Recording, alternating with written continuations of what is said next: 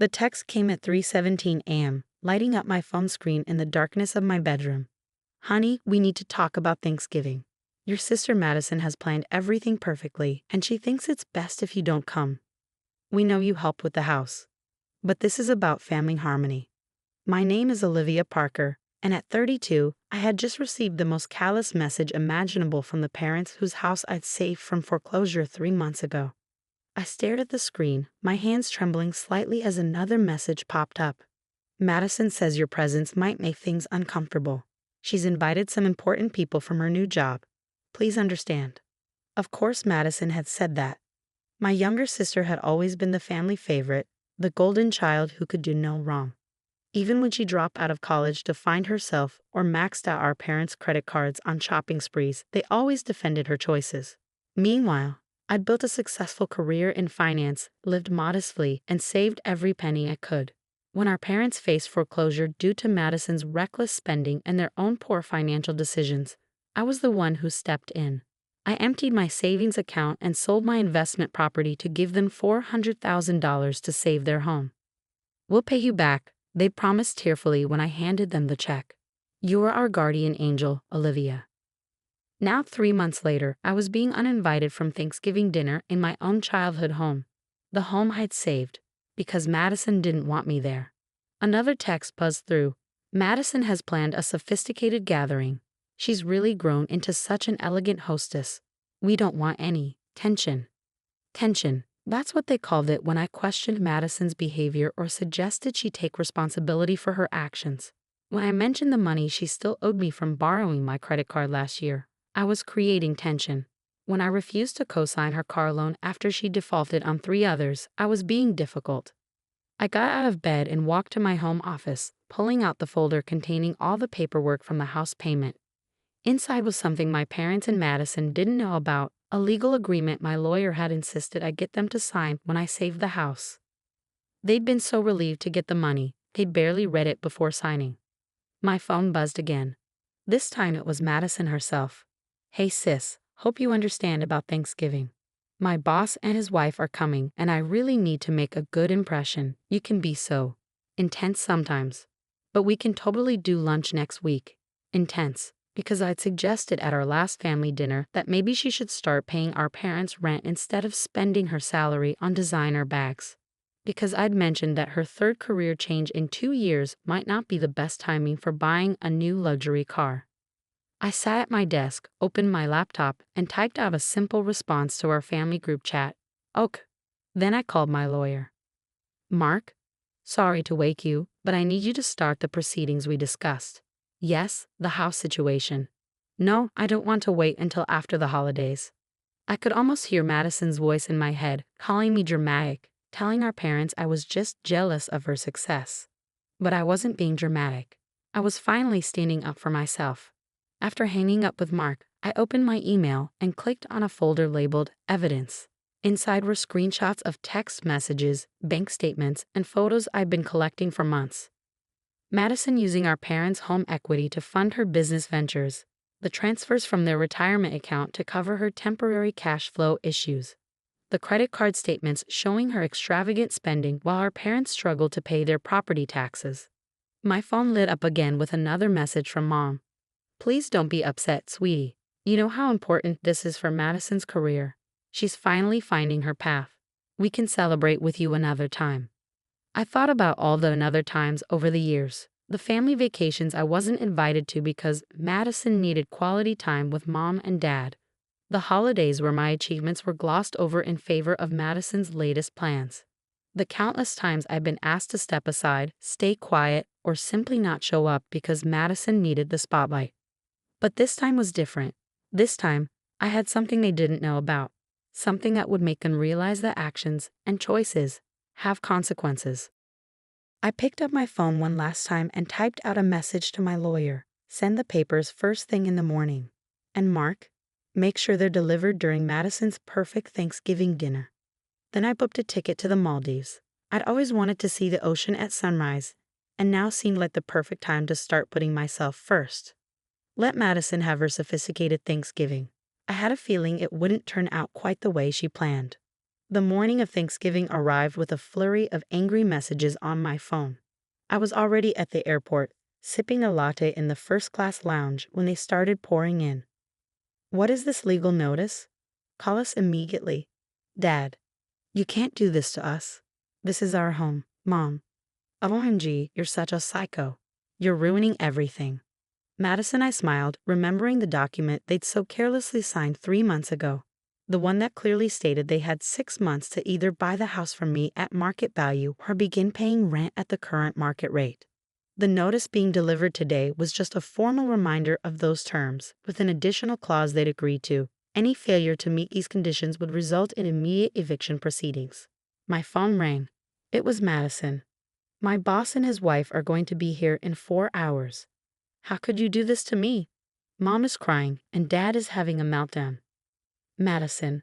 I replied calmly, I'm surprised you're concerned about the house. After all, you told everyone at last month's family dinner that you were about to close a huge deal that would make you set for life. That's different. You know how these things take time. Yes, time, like the 3 years you've been living rent-free in our parents' house while I paid their mortgage, or the time you took to max out their credit cards and never paid them back. That's not fair. I was building my brand. I could hear Mom in the background, probably already stress cooking for Madison's sophisticated dinner party. Dad was shouting something about calling their lawyer. The papers are quite clear, I said. You have 2 options, buy the house or pay rent. I've been more than fair with the timeline. We can't afford either. You know that, Madison screeched. Actually, you could if you sold your new Tesla, designer bags, and that vacation home you're timesharing in Aspen. The one you bought while our parents were facing foreclosure. The line went quiet for a moment. You've always been jealous of me, Madison finally said, her voice low and venomous. Just because Mom and Dad love me more. No, Madison. They don't love you more. They fear you more. They fear your tantrums, your manipulation, your guilt trips. But that stops today. I heard the boarding call for my flight. Listen, I have to go. My flight's boarding. But here's what's going to happen. You have until New Year's to either buy the house or start paying rent. If not, you'll all need to find somewhere else to live. Oh, and Madison, that trust fund you think you're getting from Grandma? You might want to check the terms again. I had a very interesting conversation with her last week. Madison gasped. Our grandmother had always been the only one who saw through her act, and I'd finally told her everything. The stealing, the manipulation, the way Madison had been bleeding our parents dry. You wouldn't. I already did. Goodbye, Madison. Enjoy your sophisticated Thanksgiving. I hung up and turned off my phone, gathering my belongings as they called my row for boarding. As I settled into my first-class seat, I thought about the other documents my lawyer would be delivering tomorrow. The detailed records of Madison's financial abuse of our parents, the evidence of fraud when she used their information to open credit cards, and a statement from their accountant showing exactly how she'd systematically destroyed their retirement savings. Sometimes love means making hard choices. My parents had never been able to say no to Madison, so I was doing it for them. The house wasn't just about money. It was about finally breaking the cycle of enabling that had turned my sister into who she was and my parents into shells of themselves. The flight attendant offered me champagne as the plane prepared for takeoff. I accepted, watching through the window as the city grew smaller below us.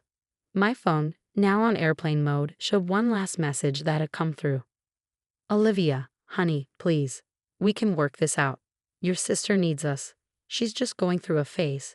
Don't do this to your family, Mom. A phase. That's what they called it for 15 years. But phases end, and this one had gone on long enough. I closed my eyes as the plane lifted into the clouds, imagining Madison trying to explain to her boss why her perfect Thanksgiving dinner had turned into a family crisis. For once, she'd have to face reality instead of crafting another perfectly curated illusion. Sometimes the kindest thing you can do for someone is to stop protecting them from the consequences of their own actions. As the plane headed toward the Maldives, I knew I finally done right by my family, even if they couldn't see it yet. The real question was, what would they choose? The house or Madison's lifestyle? Either way, change was coming, whether they were ready or not. 2 weeks after Thanksgiving, I was sitting on my private villa's deck in the Maldives when my grandmother's call came through. You should see the chaos you've left behind, she chuckled. Madison's perfect boss saw everything. The legal papers, her meltdown, everything. She lost that promotion she was bragging about. I sipped my coconut water, watching the sunset paint the ocean in shades of gold. How are Mom and Dad? Finally waking up, I think. Your father found Madison's secret credit card statements. The ones showing she's been taking out cash advances in their names. He's actually angry for the first time I can remember. That was progress. My father had never been angry at Madison before. Disappointed, yes, but never angry. And the house situation. That's actually why I called. Grandma's voice turned serious. They want to meet with you. All of them, Madison included. I think you should come home. I've been expecting this. My 3-week vacation was nearly over anyway. I'll be back tomorrow. Tell them to meet me at my place the day after. And Grandma? Thank you for standing with me. Oh, sweetheart, I've been waiting 15 years for someone to finally stand up to Hurricane Madison. When I walked into my apartment 2 days later, they were all already there. Mom looked tired, Dad looked older, and Madison looked different. Gone were the designer clothes and perfect makeup. She sat on my couch in jeans and a simple sweater, her face bare and vulnerable. Before anyone speaks, I said, setting down my keys, I have something to show you. I opened my laptop and pulled up 3 documents, a property listing, a business plan, and a treatment center brochure. These are your options. 1. I found a lovely smaller house within your budget. You can sell most of your current furniture and Madison's luxury items to make the down payment. 2. Dad, remember that small accounting firm you always wanted to start?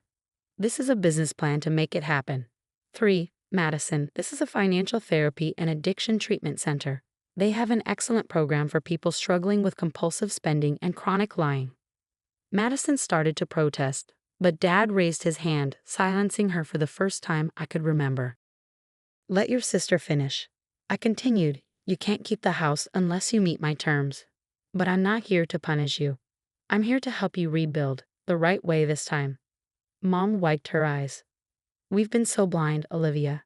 When we found those credit cards Madison had taken out in our names, we could face fraud charges. Our retirement is gone. We've been such fools.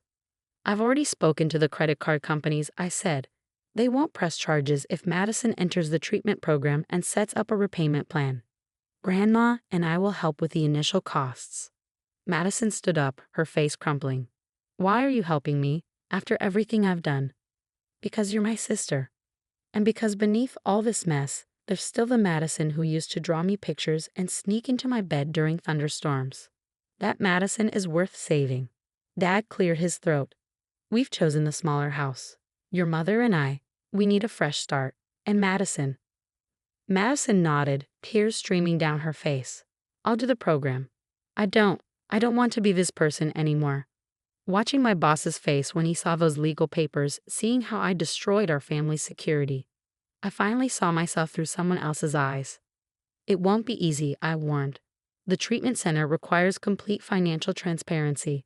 No phones, no credit cards, no outside money for the first month. I know, she whispered. I'm scared, but I'm more scared of losing my family. Mom stood up and for the first time in years, hugged me without any reservations or hidden agenda. We don't deserve you, Olivia. This isn't about deserving, I said. It's about healing. Over the next hour, we worked out the details. Dad would start his accounting firm with a small loan from me, properly documented this time. Mom would sell her designer collection to help with the new house's down payment. Madison would enter treatment next week. As they prepared to leave, Madison hung back. That trust fund, did Grandma really change it? No, I admitted. But you needed to believe she had to understand what you stood to lose. The money will be there when you're ready, after treatment, after making amends. She nodded, then hugged me awkwardly. I really am sorry, for everything, especially Thanksgiving. I know, now prove it by doing the work. After they left, I stood at my window, watching them drive away. My phone buzzed with a text from Grandma. Proud of you, sweetheart. Sometimes the biggest act of love is saying no. I smiled, thinking of my peaceful Maldives sunrise. Sometimes you have to travel far away to see things clearly at home. And sometimes, the best revenge isn't revenge at all. It's giving people the chance to become better versions of themselves. even if that chance comes wrapped in legal papers delivered on Thanksgiving Day.